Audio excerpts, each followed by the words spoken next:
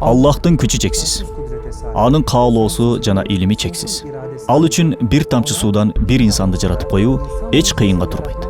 Бир тамчы суудан аалам системасындагы адамды жаратып, ааламды ошол бир тамчы сууга, башкача айтканда, инсанга кызматчы кылып коюу Аллах үчүн өтө оңой.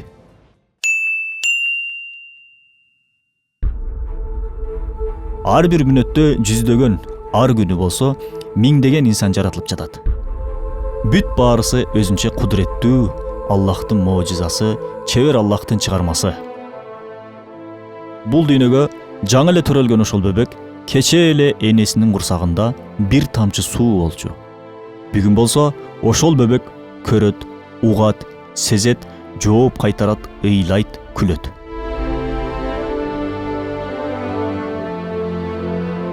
Күн ал үчүн чыгып батса, өсүмдүктөр ага кызмат кылуу үчүн өсүп жетилүүдө. Айбанат ал үчүн кызмат кылууда. Аалам ал үчүн өз жолунда, өз нугунда айланууда.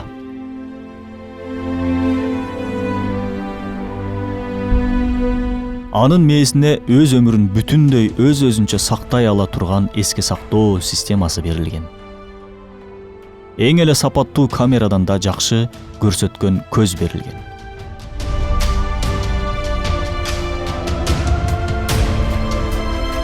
Берекелүү дастаркондой жайнаган жер бетиндеги бүткүл ырыскыларды айырмалап сезе ала турган тил берилген ага. Деңиздин толкунунан тартып, чымчыктын сайраганына чейин тыпылдаган жаан тамчыларынан тартып, чагылгандын чартылдаганына чейин уга ала турган кооз кулак берилген ага.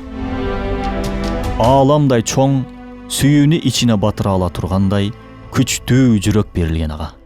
Ар бир клеткасынан тартып, бүтүндөй органдарынын баары укмуш керемет болгон дене берилген ага. Ошол денесинин ичинде султан сыяктуу болгон, чексиз сезимдерди жана жөндөмдүүлүктөрдү алып жүргөн рух берилген ага. Son söz bir damla sudan insan Жыйынтыкты Аллахтын сөзү менен бүтүрөлү. Ааламдардын жаратуучусу болгон Аллах Кур'ан-ы Керимде мынтип айтат. Şöyle ferman buyuruyor. Силерге асмандан жана жерден ырыскыны ким берет?